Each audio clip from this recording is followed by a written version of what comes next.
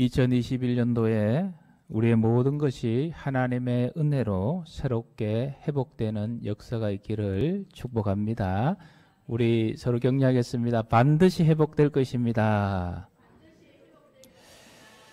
하나님께서 회복해 하시는 이 은혜를 받아 누리기 위해서 우리에게 가장 중요한 것은 무엇일까요?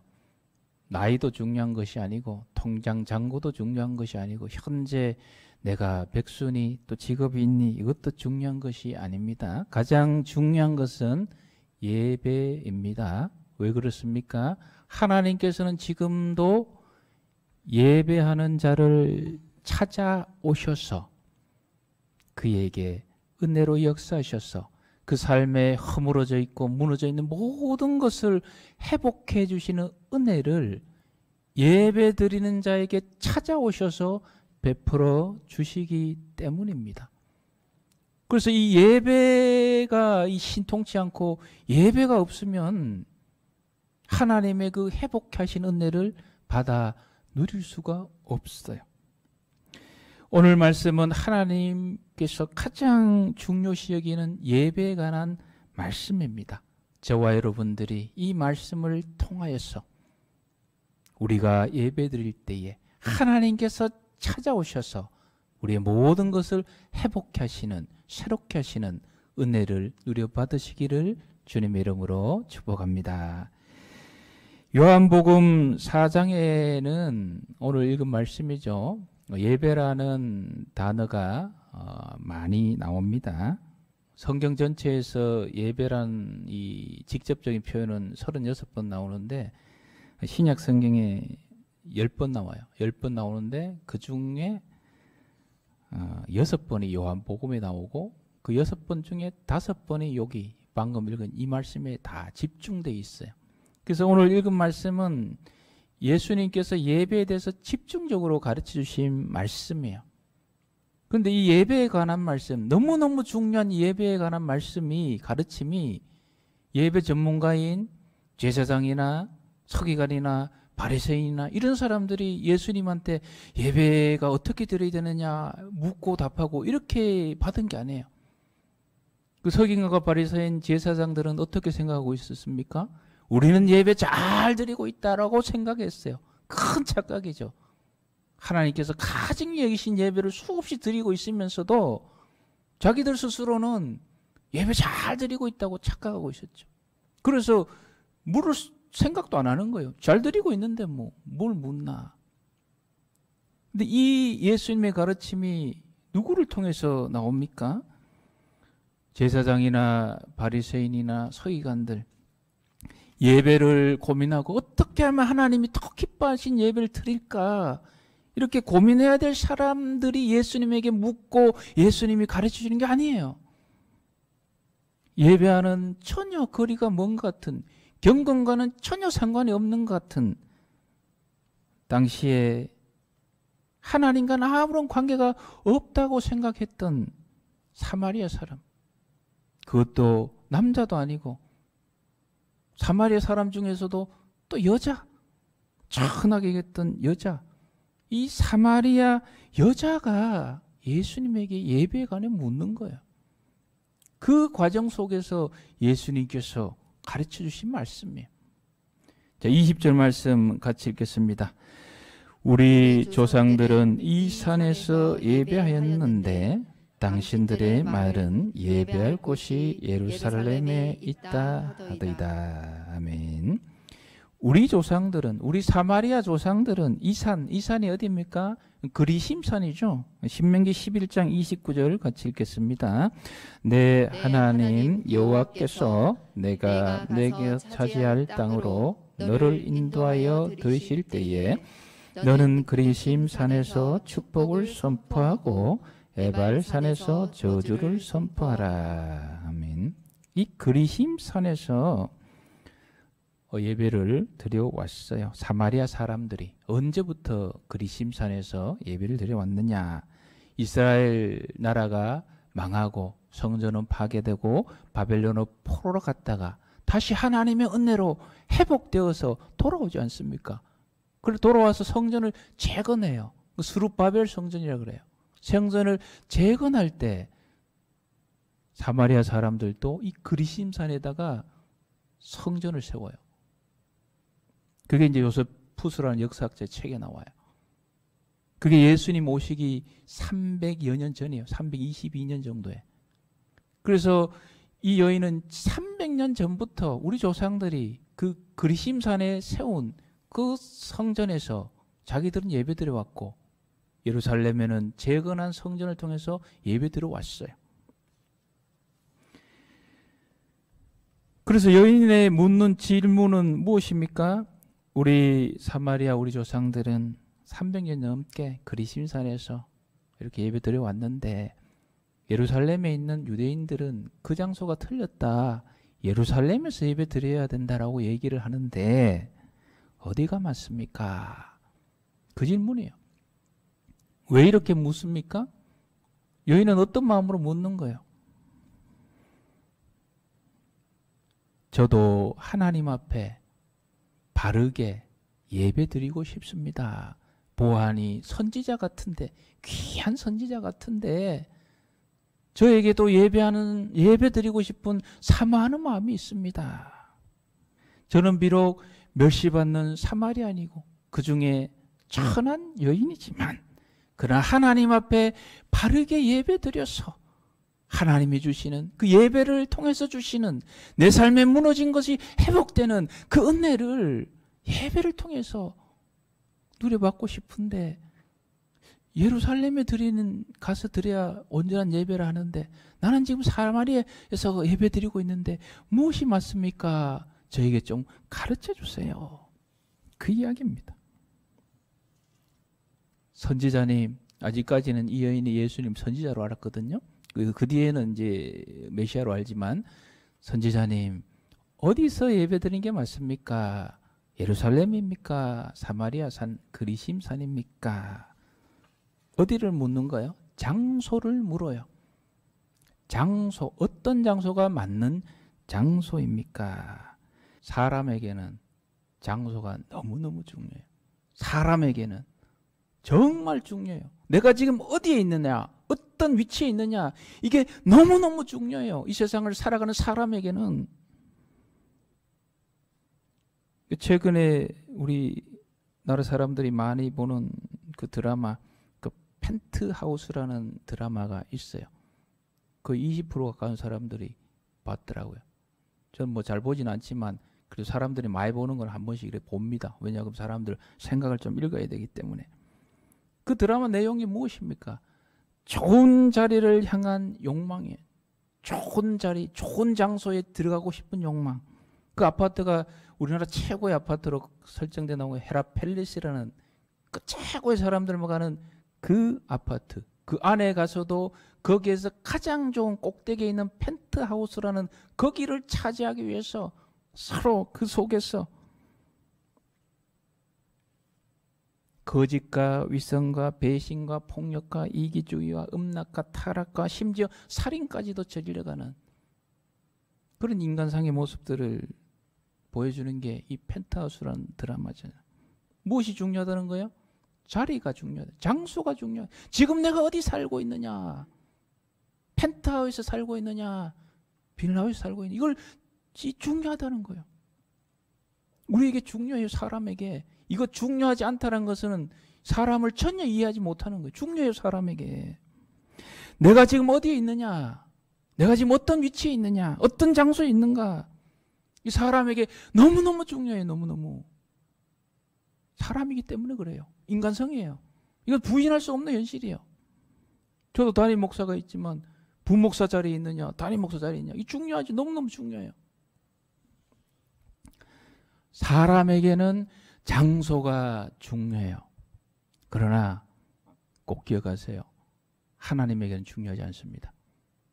내가 중요하다고 생각하는 것을 하나님도 그렇겠지라고 착각하지 마세요. 우리는 장소가 중요하지만 하나님은 장소가 중요하지 않아요. 우리는 내가 어떤 위치에 있는가가 너무너무 중요하지만 하나님은 그게 중요하지 않아요. 내가 어떤 위치에 있는지, 지금 백수로 있는지, 뭐 좋은 직에 있는지 이게 중요하지 않아요. 하나님한테는. 우리한테는 중요하지만 그래서 우리는 신앙생활 할 때 자꾸 착각을 해요. 내가 중요하다고 생각하는 것 하나님도 중요하다고 생각하겠지. 그게 아니에요. 여러분 예배당 보세요. 화려한 조명, 수천석, 수만 명 모이는 좌석, 거의 차장대가 뭐 웬만한 오케스트라를 방불케 하는 막 그런 예배 장소도 있고, 이제 각 개척에서 좌석 한 20개 있고 거기에 4명, 5명 찬양대도 없고 그런 예배 장소도 있어요. 인간적으로는 막 그런 화려한 장소가 하나님 더 좋아하겠지라고 생각했지만 하나님 그렇지 않다는 거예요. 이걸 정확히 아셔야 돼요. 이것을. 우리는 우리가 모이는 예배당, 어떤 예배당에 모이느냐, 어디에 모이느냐, 내가 지금 어떤 위치에 있느냐, 어떤 자리에 있느냐, 이건 너무너무 중요하게 생각할 수 있지만 오늘 하나님께서 주신 말씀은 하나님은 장소를 중요하게 여기지 않는다는 말씀, 이걸 꼭 새기세요. 그래서 저와 여러분들이 하나님 앞에 설 때마다 기쁘고 감사한 게 뭐예요? 세상 사람들처럼 그저 잘난 사람, 돈 많은 사람, 뭐 좀 성공한 사람, 시험 쳐서 합격 많은 사람, 그 사람들만 존중받는 이런 모습으로 우리 하나님께 이렇게 보고 있다면은 우리가 설 자리가 어디 있어요? 근데 하나님 그거 보지 않았어요. 그거 보지 않아. 우리를 있는 그 자체로 어떤 자리에 있든지, 어떤 실패가 있든지, 어떤 낙담이 있든지, 어떤 죄의 자리에 있든지 하나님을 사모하는 마음으로 나온 우리를 있는 그대로 받아주시기 때문에 우리가 하나님 앞에 나올 수가 있는 거예요. 자, 장소가 중요하지 한 게 아니고 그럼 뭐가 중요하다는 거예요? 22절 같이 읽겠습니다. 너희는 알지 못하는 것을 예배하고 우리는 아는 것을 예배하노니 이는 구원이 유대인에게서 남이라. 아멘. 미리 말씀드리지만 오늘 설교 좀 깁니다. 많이 줄였는데 길어요. 이게 할 수 없어요. 오늘 주제가 너무 중요하기 때문에. 너희는 알지 못하는 것을 예배하고 우린 아는 것을 예배하노니 이는 구원이 유대인에게 남이라. 이 구약 성경이랑 그 성경 안에서 가르쳐 준 예배 모습들, 그리고 구약에 예언된 메시아, 그리고 구원이 유대인에게 남이라. 예수님 유대인에게 나셨잖아요. 이건 너무 어렵게 생각하지 마시고 바로 23절로 가겠습니다. 23절. 아버지께 참되게 예배하는 자들은 영과 진리로 예배할 때가 오나니 곧 이때라. 아버지께서는 자기에게 이렇게 예배하는 자들을 찾으시니라. 아멘. 여자야, 장소가 중요한 게 아니다. 예루살렘이고 사마리아 산 그리스산이고 이게 중요한 게 아니다. 하나님께서 찾으시는 예배하는 사람, 찾으시는 사람, 이렇게 예배하는 자들을 찾는다. 어떻게 예배 드리느냐, 이게 중요하다는 거예요. 장소가 중요한 게 아니라 어떻게 예배 드리느냐. 그래서 뭐라 나옵니까? 참되게 예배하는 자를 찾으시는 거예요. 참되게 예배하는 자. 참의 반대는 거짓이죠. 거짓되게 예배 드리는 자. 참되게 예배 드리는 자들, 그리고 영과 진리로 예배하는 자를 하나님께서 찾아오신다는 거예요. 찾아오신다는 것. 자, 여러분, 우리가 자꾸 중요한 착각을 자꾸 해요. 저곳에 가면 하나님이 계시겠지, 하나님 저절로 만나겠지라고, 특정 장소에 가면 하나님 계시겠지, 하나님 나를 만나 주시겠지, 이 착각 버리세요. 제가 하나님의 부르심을 받은 종으로 분명하게 선포합니다. 이 땅에 존재하는 그 어떤 장소도 내가 그냥 가기만 하면 하나님께서 나를 만나주신 그런 장소 없어요. 그런 장소 없습니다. 착각하지 마세요. 저 장소 가기만 하면 그런 하나님이 저절로 나를 만나주시고 없어요. 그 착각을 자꾸 하기 때문에 어디에 가야 되느냐, 이 질문이 나오는 거예요.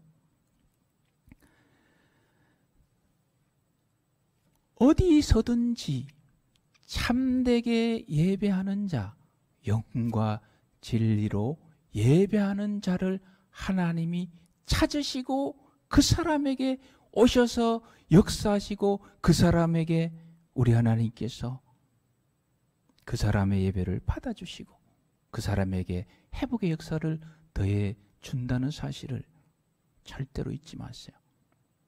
하나님은 우리를 찾아오세요. 하나님이 찾아오셔야 돼요. 그래서 예수님은 어떤 사람에게 하나님이 찾아오시느냐, 그걸 가르쳐주고 있는 거예요. 이 장소에 그냥 가기만 하면, 예루살렘 성전에 그냥 들어가 있기만 하면 하나님이 그 사람 만나주시고 그거 착각하지 말라는 거예요. 여러분, 북한의 지하교회 교인들 그 과거 기록들을 제가 본 적이 있어요. 북한의 지하교회 교인들은 모여서 예배 못 드리잖아요. 어떻게 예배 드립니까? 옛날 화장실, 그 냄새 펄펄 나는 화장실, 그 화장실 이렇게 뭐 오래되신 분들 아실 거예요. 옛날 그 화장실 그 다 밑에는 이 대변으로 다 모아놨잖아요. 냄새 펄펄 나는 거기다가 이 쪽지 성경 겨우 구한 거 다른데 못 감추는 그 밑에 이 위쪽에 거기다 이렇게 감춰놔요. 그러다 보면 그 똥이 묻을 수도 있어요. 그래서 눈치 보가면서 화장실 간다 그러고 그렇게 와서 거기 이렇게 보고 없으면 거기 싹 손 넣어가지고 그거 꺼내가지고 거기 앉아서 쭈그리고 그 냄새 펄펄 나는 그곳에서 그쪽 성경 그거 보면서 하나님께 예배드려요. 그럼 하나님께서 야, 그 더러운 화장실에서 예배드리나? 나는 너 안 찾는다. 이게 아니에요. 그 사람이 참되게 예배하고 정말 영과 진리를 다해서 하나님께 예배드리고 있다면 화장실이라도 거기에도 우리 하나님이 찾아가시는 거예요. 할렐루야. 이걸 꼭 기억하세요, 여러분. 24절 말씀 같이 읽겠습니다. 하나님은 영이시니 예배하는 자가 영과 진리로 예배할지니라. 아멘. 여러분, 영으로 드린 예배를 우리 하나님께서 받으시고 그 사람 찾아오세요. 영으로 예배 드리는 것, 이건 얼마나 광범위하고 이 주제가 엄청난지 뭐 1년 내도록 가르쳐도 모자라요. 그러나 오늘 중요한 것 딱 2가지만 기억하세요. 따라합시다. 영의 눈. 영의 눈이 열려야 영의 예배입니다. 무슨 얘기입니까? 우리 하나님께서 우리를 찾아오실 때 육으로 찾아오시지 않으셔요. 영으로 찾아오세요. 영으로 찾아오시는데 영의 눈이 열리지 않는 사람 찾아와서 뭐 할 거예요? 보지도 못하는데. 영의 눈이 열려져야 우리 하나님 찾아오시죠. 영의 눈이 열려진 사람에 찾아오셔야 그 사람이 아, 하나님이 지금 나에게 역사하시고 나를 찾아오셨구나 알 거 아니에요. 영의 눈이 열려지지 않고 육의 눈만 활짝 열려가 옆에서 떠드니 뭐 이것만 바라보고 있으면 하나님 찾아와도 보지도 못하는데 거기 왜 오십니까, 하나님이? 영의 예배를 할 때 꼭 기억하세요. 영의 눈이 열려야 합니다. 지금 여러분 가정에서 이곳에 함께 하시는 장로님들 또 교육자들 어떤 장소든 간에 영의 눈을 열으셔서 내가 예배할 때 찾아오시는 하나님 보시기를 축복합니다. 이게 제일 중요해요.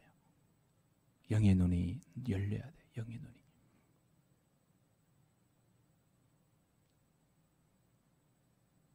그리고 영의 귀가 열려야 돼요. 하나님의 말씀이 영의 귀가 열려야 들려지죠. 하나님 왜 오십니까? 말씀을 주시기 위해서 우리를 찾아오시지 않습니까? 이 어려운 시기에 우리가 이겨낼 위로의 말씀, 희망의 말씀, 때로는 우리가 못 깨닫게 지혜의 말씀들을 주시기 위해 찾아오시는데 그 말씀을 향한 길을 닫아 놓으면 거기에 하나님 오셔서 말씀을 주실 이유가 없잖아요. 영의 예배를 할 때 많은 이야기들이 있습니다. 그러나 오늘 2가지만 꼭 기억하세요. 영의 눈이 열려서 영으로 오시는 하나님을 봐야 된다. 영의 귀가 열려서 영으로 이야기하는, 비록 목사가 말씀을 선포하는데 발음도 새고 뭐 단어도 틀리고 그러지만 그러나 그 속에 저 목사에게 하나님이 영으로 역사하셔서 내가 살아갈 영의 양식을 우리 하나님께서 주시는구나. 이 영의 귀가 열리시기를 축복합니다. 이게 영으로예요. 이게 영으로.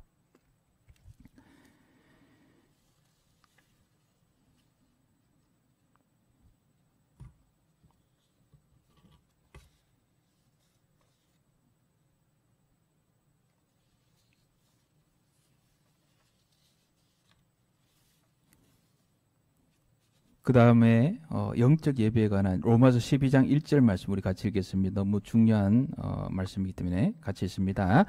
그러므라 형제들아 내가 하나님의 모든 자비하심으로 너희를 권하노니 너희 몸을 하나님이 기뻐 받으시는 거룩한 산제물로 드리라. 이는 너희가 드릴 영적 예배니라. 아멘. 여기 이제 로마서의 영적 예배가 나오지 않습니까? 여기 보면 산제물로 드리라. 영적 예배의 다른 또 부분이에요. 여러분 원래 구약 성경의 제물은 짐승이 죽었잖아요. 죽어서 그냥 확 죽어 있어요. 그 죽은 짐승을 태워 사는 게 드렸는데 영적 예배를 이 로마서에서 뭐라고 가리킵니까? 살아있는 제물, 살아있는 제물로 드렸다. 이게 참 이상한 얘기예요. 제물은 죽는 건데 살아있는 제물로 드리라는 거예요. 무슨 얘기입니까? 내가 죽고 내 안에 하나님의 영이 예수님이 살았어. 예수님의 인도함을 따라서 살아있는 제물이 되라는 거예요. 살아있는 제물. 역설적인 이야기예요. 내가 죽고 내 안에 예수 그리스도 살아서 역사하는 그 예배가 영적 예배다라는 거예요. 여러분 우리가 내 안에 내가 죽고 내 안에 예수 그리스도께서 사셔서 성령 하나님이 역사하셔서 내가 하나님께 예배 드릴 때에 이것이 영적 예배인데 여러분 이렇게 예배 드릴 때에 이 예배의 모습을 갖추어 나갈 때 중요한 부분들이 있어요. 영의 예배, 진리의 예배 할 때 이게 굉장히 추상적인 거잖아요. 그래서 너무 막 자유분방하게 영의 예배라 해서 진리의 예배라 해서 진리를 할지 진리가 너희를 자유케 하리라 해서 그냥 뭐 어떤 형식도 없고 절차도 없고 막 이것 또한 아니에요. 이것도 아니고 항상 그 시대의 문화는 이 문화라는 그릇을 통해서 가장 아름다운 모습으로 영적 예배를 살아있는 예배로 드릴 수 있도록 시대마다 문화라는 그릇 속에서 우리 교회의 예배는 담겨져 왔어요.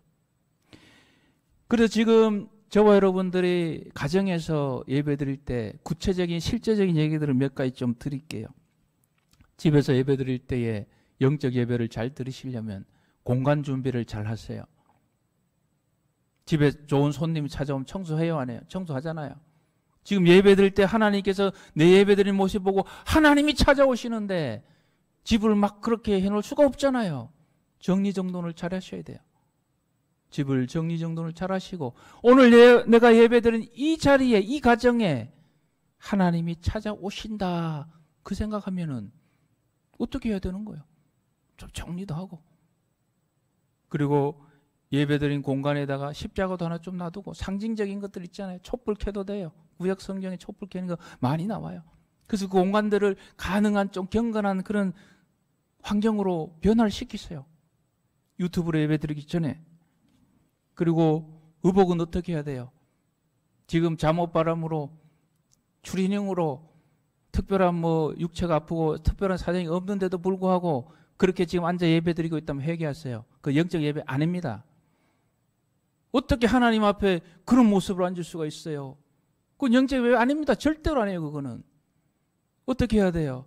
예배 시간이 11시 아닙니까? 그러면 10시나 뭐 일어나서 세수하고 하나님을 만났는데 어떻게 세수도 안 해요? 옷을 가장 좋은 옷을 입어야죠. 가장 좋은 옷을. 그리고 단정하게 앉아야죠. 그게 영적 예배 아닙니까? 옷이 왜 중요합니까, 여러분? 제가 예비군 훈련장에 지금 안 가지만 가서 보면 가기 전에는 거기 보면 의사도 있고 변호사도 있고 뭐 교사도 있고 공무원도 있고 목사도 있고 점잖은 사람들 와요. 그러다가 전부 예비고 군복을 싹 갈아입고 그 연장장에 모이면은 누가 누군지 몰라요. 그때 이 얌전하고 이런 사람들이 예비고 군복 입고부터는 사람이 막 이상하게 변해요. 모자부터 삐딱하게 쓰고 딱 자세부터 막 삐딱하게 되고 그리고 막 쌍욕이 막 나와요. 막 침도 태대 뱉고 뭐 오줌도 막 함정감 나와버리고 복장이 중요해요. 정말 중요해요. 복장이 여러분. 그래서 하나님께 영적 예배를 제대로 드리고 싶은 사람은 각 가정에서 복장을 제대로 하세요. 그 영적 예배요. 그리고 전화기 끄세요. 휴대폰 전화기 끄시고 휴대폰 전화기 받지 마세요. 꼭 필요한 뭐 업무상 그런 분들은 문자 그렇게 하시고, 대통령 앞에 가서 찾아왔는데 거기 전화 오면 대통령 잠깐 기다리시오. 내 전화. 이럴 사람 있습니까? 물론 뭐 대통령 싫어하고 핀잔 주려고 그러려면 그러시겠지만, 우리가 하나님 찾아오셨는데 하나님 핀잔 줄 거예요? 하나님 무시할 거예요? 그거 아니잖아요. 전화기도 빼놓으세요. 유선 전화기. 그 1시간가량 전화 안 받는다고 망할 일 없어요. 하나님이 지금 그 장소에 찾아오셨다고요. 찾아오셨다고요. 그렇지 않으면 뭐 하려고 예배드립니까? 거기에 하나님 찾아오셨는데 거기에 합당한 모습을 보여야 될 거 아닙니까? 우리가. 그리고 우리가 일어서고 앉고 이것도 그대로 지키세요. 예물 드릴 때 사전에 딱 봉투에 준비 딱 해서 자녀들과 함께 있으면, 또 부부가 함께 해서 혼자 드릴 때 이 예물을 우리 하나님께서 받아주신다라는, 하나님 지금 내 앞에서 이 예물을 받아주신다는 그 영의 눈을 뜨고 그 예물 준비해 드리세요. 절대로 구경꾼 되지 마세요. 화면으로 이렇게 보다가 목사 발음 틀렸다고, 아이고 저 발음 틀렸네, 오늘 뭐 머리가 스타일이 좀 뭐 펄펄 날리네. 왜 예배를 여러분 자꾸 구경꾼이 되고 평가되고 방해되고.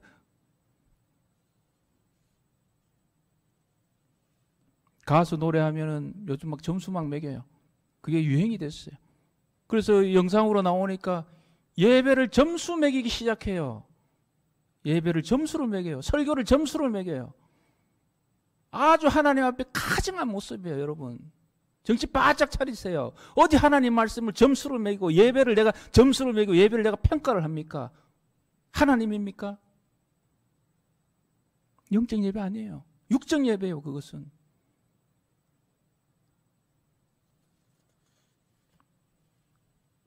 여러분 예배 시간 집에서든 어디서든 유튜브를 통해서 뭘 들었는데 감동이 없어요. 은혜가 없어요. 땅을 치고 통회하세요. 회개하세요. 하나님, 저희 부족함을 깨닫게 하셔서 다음번에 예배 드릴 때는 하나님의 은혜로 충만한 예배, 하나님이 저를 찾아오셔서 하나님 기뻐 받으신 하나님의 은혜가 충만한 예배 되게 하여 주옵소서 해야지. 예배를 드리고 나서 감동도 없고 기쁨도 없고 하나님 주신 은혜도 없는데 뭐 우리는 정신 차리세요. 예배 회복은 예배당에 와서 회복식, 이게 회복이 아니에요. 여기 예배당에 모여 있을 때로 우리가 코로나 끝나면 모여야 돼요. 가능하면 그건 뭐 당연한 거고, 여기에 모이든 사정으로 집에 있든 중요한 것은 무엇입니까? 우리가 영과 진리를 다해서 하나님께 예배드리고 하나님께서 찾아오셔서 우리를 만져주시고 우리에게 축복해 주시는 그 예배를 우리가 회복하는 게 이게 핵심이에요. 마지막으로 요한복음 14장 6절 같이 읽겠습니다. 예수께서 이르시되 내가 곧 길이요 진리요 생명이니 나로 말미암지 않고는 아버지께로 올 자가 없느니라. 아멘. 이 말씀 왜 읽으냐면 영과 뭐로 예배드리라고요? 진리로. 진리는 고민하지 마세요. 예수 그리스도예요. 예수님 앞에 여인에게 뭐라고 얘기하면 때가 온다, 때가 온다, 때가 온다. 뭐예요? 진리이신 예수님께서 오실 때가 온다는 거예요. 그때가 지금 왔다는 거예요. 그래서 예배는 철저하게 예수님을 여러분 마음속에 꼭 품으셔야 돼요. 왜 그렇습니까? 예배는 속죄 제물이 있어야 되거든요. 우리 죄를 대신하여 예수님께서 속죄 제물이 되셨기 때문에 그 예수님을 내 마음에 품고 그 예수님의 은혜를 내가 의지하여서 하나님께서 지금 이 자리에 와 계시고 내가 영의 길을, 영의 눈을 활짝 열었어. 예수님과 함께 드린 예배, 이것이 오늘 우리 예수님이 우리에게 가르치시는 영과 진리의 예배입니다. 정리해 드리겠습니다. 영적인 눈을 여셔서 지금 그 자리에 임재하시는 하나님의 모습을 보실 수 있기를 축복합니다. 영적인 귀를 열어서 여러분에게 말씀하시는 하나님의 음성을 들으시기를 축복합니다. 진리이신 예수님을 여러분 가슴속에 꼭 모습이에요. 예수님 은혜 없이는 살 수 없습니다. 예수님이 저를 떠나면 저는 살 수 없습니다. 예수님의 그 은혜 너무나 감사하고 너무나 기쁘고 그 예수님을 제가 늘 항상 제 마음에 품고 살아갑니다. 이 마음으로 예배에 임하십시오.